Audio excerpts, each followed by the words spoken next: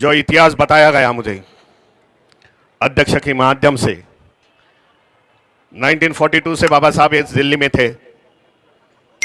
बाबा साहब का महापरिनिर्वाण दिन होने तक 1956 तक, ये मुझे नई जानकारी है कि बाबा साहब हर समय हर बरस संत रविदास जी को नमन करने के लिए, समाज को संबोधित करने के लिए आते थे।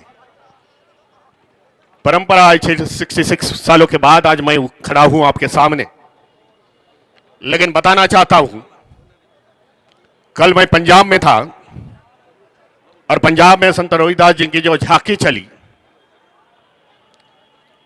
फिरदौसपुर में, होशियारपुर में, बाद में मैं जालंधर में गया, लाखों की संख्या से झांकी चली। लाखों से युवा नई पीढ़ी के लोग उस झांकी में थे। आनंद और उत्साह का वातावरण था। इससे साबित होता है 600 साल पहले संत रविदास जी ने जो बातें रखी थी, विचार रखे थे, जो अमृतवाणी उन्होंने दी हुई है समाज को, आज भी वो समाज उस वाणी पर चल रहा है। ये बड़ी आनंददायक गोष्ट है, मैं समझता हूं। ये परंपरा रही है इस देश में। 2500 साल भगवान गौतम बुद्ध ने इस व्यवस्था के ऊपर, जो इस देश में उस समय की व्यवस्था थी, विषमतावादी व्यवस्था थी, उच्च नीच की व्यवस्था थी, उसके खिलाफ भगवान गौतम बुद्ध ने समता का मार्ग दिखाया, शांति का मार्ग दिखाया, अमन का मार्ग दिखाया। वही परंपरा बाद में संत रविदास जी ने उनके वाणी से अपने देश को दी है। उसके बाद संत कबीर आ गए।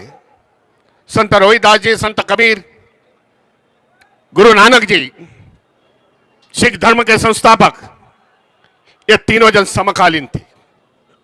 बहुजनों के महानायकों ने इस व्यवस्था को बदलने की कोशिश की, लेकिन यहां का समाज बदला नहीं। आज भी व्यवस्था उसी तरह की है, उसमें ज्यादा बदलाव नहीं है। यहां की व्यवस्था बदलाव करना नहीं चाहती है। इसके लिए आज भी अपने महापुरुषों के विचारधारा हमें आगे लेके जाना पड़ेगा। जो विषमतावादी यहां के संगठन है, विषमतावादी यहां के लोग हैं, उनको बताना चाहता हूं, भाई अमन और शांति में देश की भलाई है। इतने सालों के बाद हम लोग बदले नहीं। जो समाज के नेतृत्व कर रहे हैं, मनुवादी समाज के नेतृत्व कर रहे हैं, मनुवादी संगठन जो चला रहे हैं, मैं समझता हूं इस झांकी के माध्यम से, संत रविदास की जयंती साजरी करने के माध्यम से जो विचारधारा देश में जानी चाहिए, और वो विचारधारे पर वो लोग भी चलने चाहिए, ऐसा संदेश देने का जरूरत है। जब मैं अमृतवाणी पढ़ता हूं और कंपेयर करता हूं सिख धर्मगुरु से के साथ, जिसमें अमृतवाणी ज्यादा से ज्यादा 30% की अमृतवाणी उसमें है, इससे साबित होता है कि संत रविदास जी की जो अमृतवाणी है, आज भी इस देश में लागू होनी चाहिए।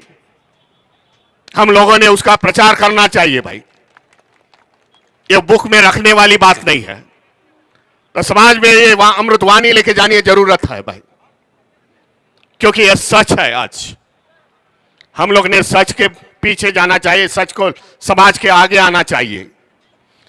जिनके पास झूठा है, जिनके पास कोई विचारधारा नहीं है, जो विचारधारा विषमते की है, वो लोग समाज के आज आगे है। ये दुख की बात मैं समझता हूं।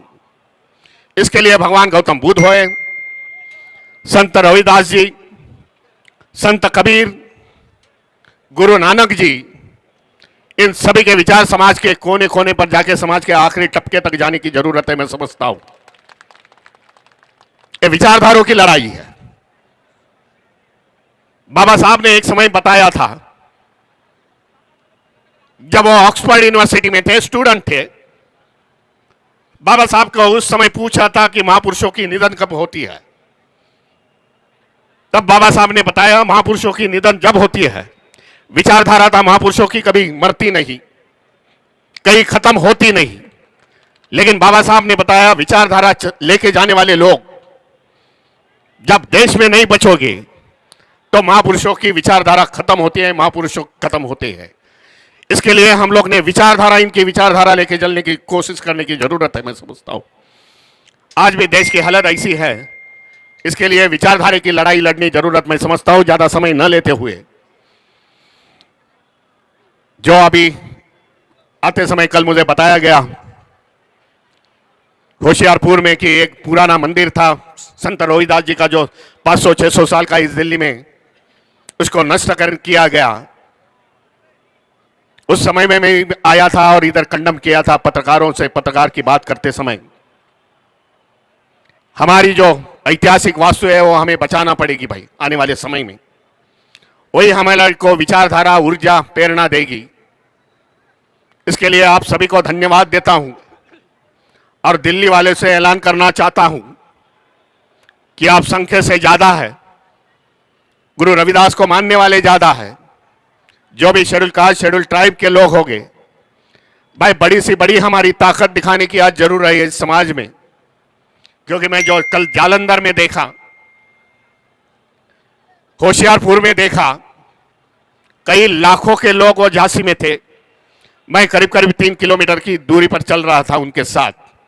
इसके लिए दिल्ली वासियों को बताना चाहता हूं भाई, आज समस्या है संख्या की, जिसकी संख्या भारी है उसको ही आज सल्यूट करते हैं, उसको मानते हैं। इसके लिए आने वाले समय में ज्यादा संख्या से झांकी, ज्यादा संख्या से लोग यहां इकट्ठा हो और लोगों को बताए आज हम संत रोहिदास जी की विचारधारा लेके चल रहे हैं। मैं धन्यवाद देता हूं कमेटी को जिन्होंने मुझे आज बुलाया। मैं धन्यवाद आप सभी को देता हूं कि संत रोहिदास जी की विचारधारा लेके आप समाज के आगे जाओगे। इसी कारण मैं मेरे वाणी को विराम देता हूं। जय संविधान, जय।